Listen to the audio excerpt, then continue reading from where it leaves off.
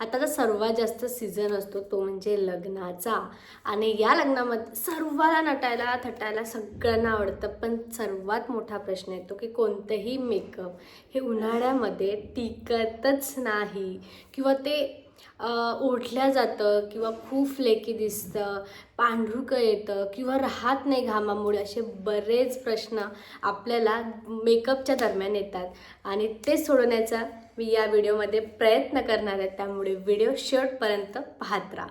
नमस्कार, जर तुम्ही या चॅनलवरती नवीन असाल तर माझं नाव आहे नयन धावडे आणि मी आठवड्याच्या दर शुक्रवारी fashion related, makeup related, skin care related video घेऊन येत असते, त्यामुळे या चॅनलला सबस्क्राईब नक्की करा. उन्हाळ्यात मेकअप का टिकत नाही? कारण त्याचं 2 मेन रिझन असतं. आपल्याला खूप जास्त घाम येतो आणि मोस्ट ऑफ द लोकांना आपल्या स्किननुसार प्रोडक्ट कसे निवडायचे हे सुद्धा माहीत नसतं. त्यामुळे सुद्धा बऱ्याच वेळा चुकीच्या पद्धतीने मेकअप केल्यामुळे सुद्धा मेकअप टिकत नाही. तर आपण स्टेप बाय स्टेप, आता माझी जी स्किन आहे ती ड्राय स्किन आहे, एक्स्ट्रीमली ड्राय स्किन आहे. त्यामुळे अशा पद्धतीच्या वेळेत घाम उन्हाळ्यामध्ये सर्वांना येतो. त्यामुळे अशा पद्धतीची जर स्किन असेल तुमची, तर तुम्ही कसं मेकअप करू शकता, किंवा इवन जर तुमची स्किन ऑइलीसुद्धा असेल तर त्याचे अल्टरनेटिव्ह ऑप्शनसुद्धा मी तुम्हाला या व्हिडिओमध्ये सांगेल, किंवा एक स्पेशली व्हिडिओसुद्धा त्यावर येईल. तर व्हिडिओ शेवटपर्यंत पाहत. मेकअप आर्टिस्टच्या भाषेत CTMT असतात, म्हणजे क्लिन्झर, टोनर, मॉइश्चरायझर ही बेसिक स्टेप असते, ती पूर्ण मी केलेली आहे. जर मला तुम्हाला सजेस्ट करायचं असेल की मॉइश्चरायझर तुम्ही या ऋतूमध्ये कोणतं वापरायचं, तर कोणतेही वॉटरी बेस मॉइश्चरायझर असते, म्हणजे कसं अशा प्रकारचं ज्याची अशा पद्धतीची मात्रा असते, म्हणजे एकदम पातळसं, म्हणजे हे एकदम वॉटरी जसा टेक्स्चर असतो तसं. तर जेल फॉर्मॅटमधले क्रीम बेस मॉइश्चरायझर या ऋतूमध्ये वापरायचे नाही.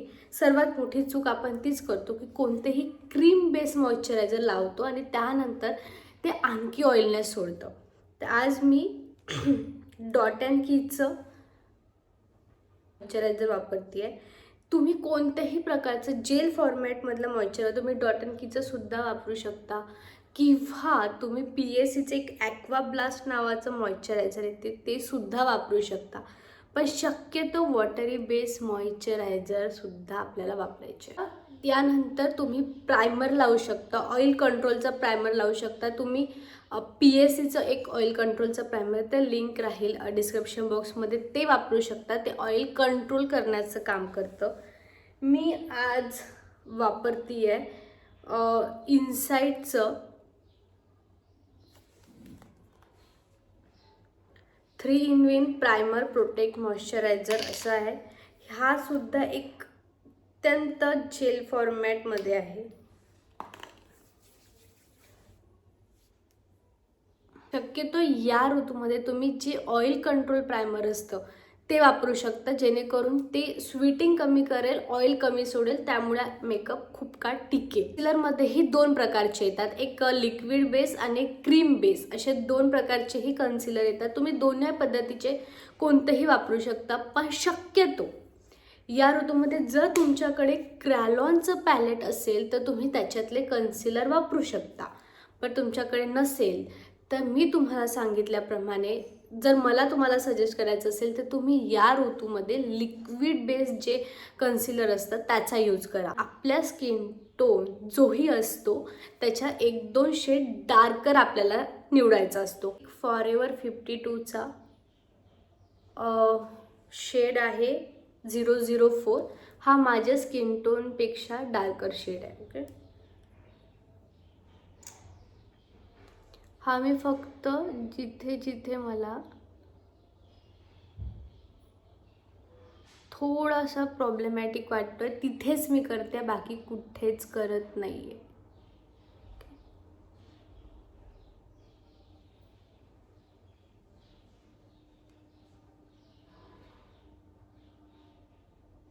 तर लगेच तुम्हाला ब्युटी ब्लेंडरने त्याला मॅट फिनिशिंगमध्ये स्प्रेड करायचं आहे. शक्यतो लक्षात ठेवायचं, जेही ब्युटी ब्लेंडर असेल ते डॅम्प असेल, म्हणजे थोडंसं ओलसरपणा असेल, जेणेकरून हे कोरडं असलं तर प्रोडक्ट याला रिव्हर्स येण्याचं काम करतं. त्यामुळे थोडंसं ओलसरपणा आणि तर यानंतर लगेच जोही एरिया कन्सील केल्यानंतर आता मी शक्यतो फाउंडेशनकडे वळेल. तुम्ही तुमच्या स्किन टोननुसार फाउंडेशन निवडू शकता. बट जर तुम्हाला तुमच्या स्किन टोननुसार फाउंडेशन कसा निवडायचा हे सुद्धा माहीत नसेल तर मला नक्की कमेंटमध्ये सांगा, मी त्यावरती सुद्धा व्हिडिओ बनवेल. आज मी यूज करते आहे के ब्युटीचं फाउंडेशन जे आहे शेड 115B लाईट शेडमध्ये. ओके, याचा असा टेक्स्चर आहे. जर तुम्हाला एकदम लाईट, एकदम म्हणजे न दिसलेलं गोष्टी हवी असेल तर तुम्ही अशा प्रकारचे जे वॉटरी थोडंसं पातळ जे फाउंडेशन असतं ते निवडू शकता, जेणेकरून ते खूप छान ब्लेंडेबल होईल. नाही तर खूप हेवी मेकअप करायचं असेल तर एकदम थिक बेस फाउंडेशनसुद्धा येतं, ते सुद्धा तुम्ही यूज करू शकता आज, जेणेकरून ते जास्त दिसणार नाही. आणि हा बघा, अगदी याचं खूप डार्कर शेडसुद्धा नाही आहे आणि खूप लाईट नाही, आणि इझिली ब्लेंडेबल. बघा, अशा प्रकारचं जर तुम्हाला कव्हरेज हवा असेल तर हे फुल कव्हरेजवालं फाउंडेशन आहे, जेणेकरून तुम्हाला एकदम कव्हरेज मिळेल. दोन पद्धतीचेही येतात, जे जास्त कव्हरेज नाही देणार बट असतात, आणि एक असं असतं जे फुल कव्हरेज देतं. तुम्ही दोन्ही पद्धतीचे वापरू शकता. पण आता उन्हाळ्याच्या सीझनमध्ये जर फुल कव्हरेज बट पातळ टेक्स्चरमध्ये एकदम जो एकदम जसे PSCचे फाउंडेशन येतात जे एकदम थिक बेस असतात, त्याने उन्हाळ्यामध्ये जेणेकरून आपली स्किन थोडीशी ओढल्यामुळे तो मेकअपच थोडासा एकदम फ्लेकी दिसू शकतो, असे रेसा येऊ शकतात. त्यामुळे मी आज फाउंडेशन पातळ जे असतं एकदम थिन बेसवालं ते यूज केलं आहे, जेणेकरून स्किनमध्ये एकदम छान पेनिट्रेट होईल. यानंतर तुम्ही डायरेक्ट क्रीम ब्लश जे असतं, लिक्विड ब्लश असतं, ते वापरू शकता. आता मी यामध्ये यूज करते आहे ब्युटीचं हे ब्लश आहे, शेड आहे रोजी चिक्स नावाचं 01, जे खूप अत्यंत अफोर्डेबल आहे. ठीक आहे, आता याच्यामध्येही सुद्धा ट्रिक असते. ब्लश निवडताना जर तुमची स्किन डार्करमध्ये येतं, डस्कीमध्ये येतं, कधीही तुम्ही डार्कर शेडचे ब्लश वापरू शकता. तेव्हा तुम्ही पिंक कलर नाही वापरणार, बेबी पिंक कलर नाही, तुम्ही डार्कर शेडमध्ये जाऊ शकता, जेणेकरून ते आणखी उठून दिसतं.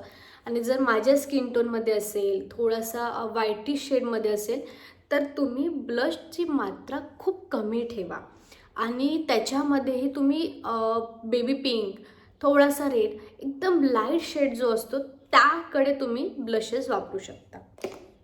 अगदी लिमिट थोडंसं मी घेतलेलं आहे हातावर स्प्रेड करून. ठीक आहे,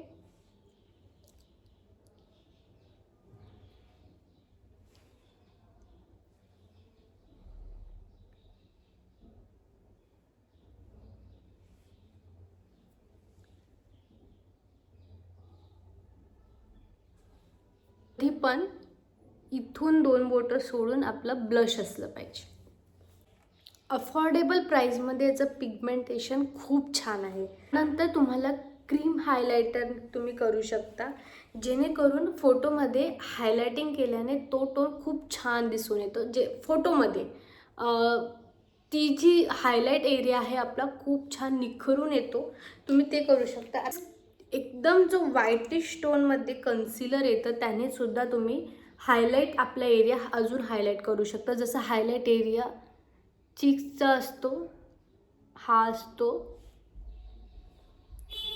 इथे असतो.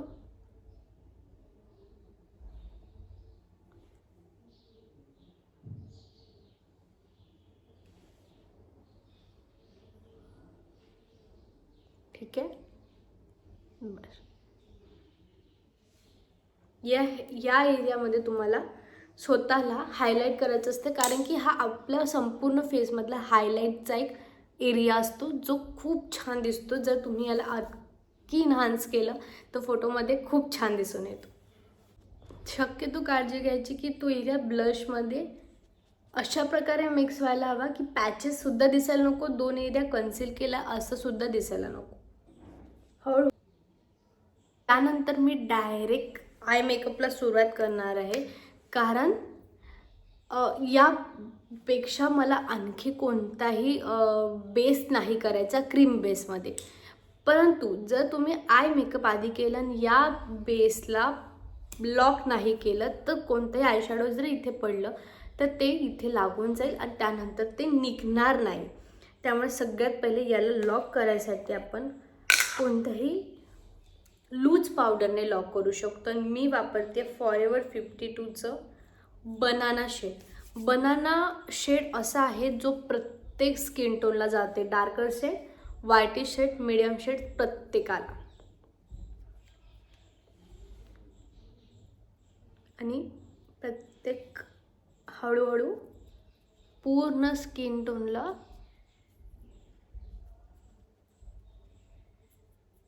आता आपण आय मेकअपला सुरुवात करूया. त्याआधी फाउंडेशन किंवा कन्सिलरने हा भाग लॉक करायचा, म्हणजे एकदम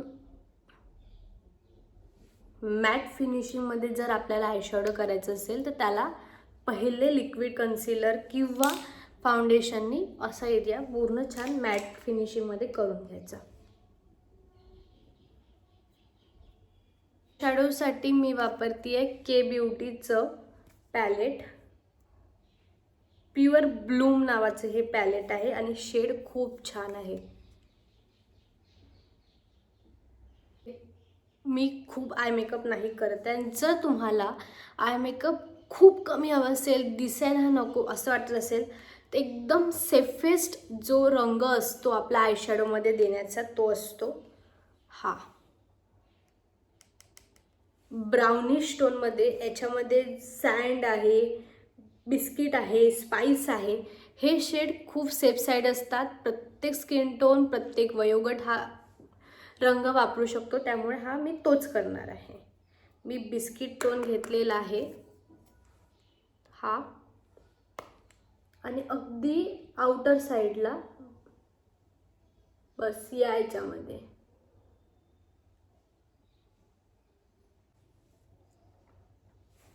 तर जर तुम्हाला या भागामध्ये भरपूर इफेक्ट द्यायचा असेल तर 2 पद्धतीने देऊ शकता. एक तर क्रीम बेसने तुम्ही कट क्रीज जे असते, हाफ कट क्रीज, ती सुद्धा करू शकता. ती कन्सिलर क्रीम बेस कन्सिलरने सुद्धा होते. फक्त लाईटेस्ट शेडमध्ये घेऊन तुम्हाला ती करावी लागते. ओके,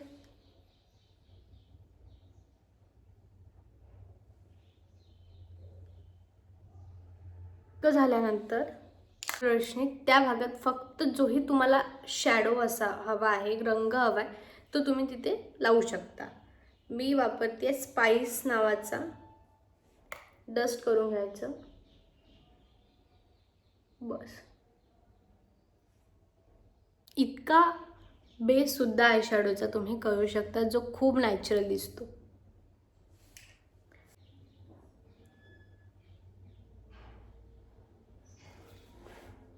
त्याला फक्त अगदी मिडल एरियामध्ये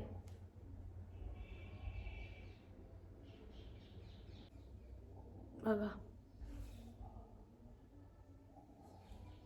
तर यानंतर महत्त्वाचं एकदम पूर्ण लुकला इन्हान्स करायचं काम करतं जेव्हा आपण आपली आयब्रो ही डिफाईन करतो.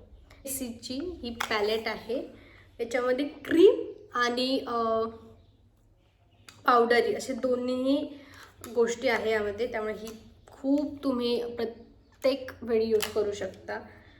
हायली मी तुम्हाला रिकमेंड करेल. आता आयब्रो डिफाईन करताना सर्वात पहिली गोष्ट, आयब्रोला अप्पर डायरेक्शननी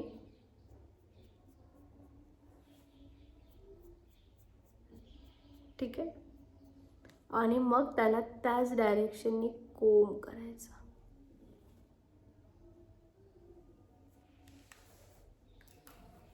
तर यामध्ये कधीही ब्लॅक आयशॅडोनी, जोही आयब्रो पॅलेटमध्ये ब्लॅक कलर असेल त्याने आयब्रो डिफाईन करायची नाही. नेहमी ब्राऊन शेडनी आपण आयब्रो डिफाईन करायची. आता मी याच्यामध्ये घेते आहे हा एकदम डार्क ब्राऊन कलर आहे घ्यायचं. आणि सुरुवात कधी पण जो एकदम आउटर पहिला एरिया फर्स्टवाला तो लाईट असतो आणि इकडे डार्क डार्क आयब्रो आपली होत जाते. बस तेवढं नॅचरल प्रकार आपल्याला करायचा असतो.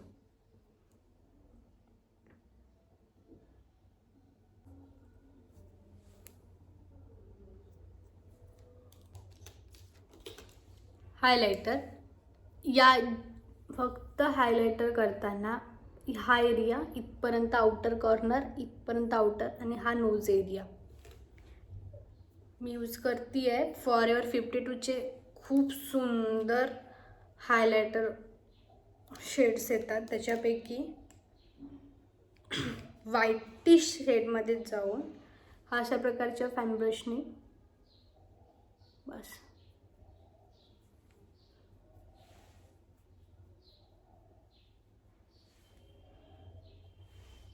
का मिनिमल लुक कोणत्याही वयोगट कोणत्याही प्रसंगी तुम्ही करू शकता. आणि लास्ट लिप शेड. त्याआधी लिप हायड्रेटिंग असणं खूप. जेव्हा मी माझं CTM केलं तेव्हा मी लिप बाम लावलेलं होतं, त्यामुळे माझे होठ हे मॉइस्ट आहे. जर तुम्ही लावलं असेल तर तुम्ही या स्टेपला सुद्धा मॉइश्चरायझरनी किंवा लिप बामनी तो एरिया मॉइस्ट करू शकता. कॉर्नरसाठी लिप लायनर येतो, त्याचा यूज तुम्ही करू शकता. माझा पूर्ण शेड हा एकदम सेटलमध्ये आहे, तर मी जास्त त्याला स्विस ब्युटीची पेन्सिल आहे in the shade of cherry brown. कधी तुम्हाला हा आउटर कॉर्नरला जेव्हा लिपस्टिक लावायचं असतं असे होठं दाबायचे.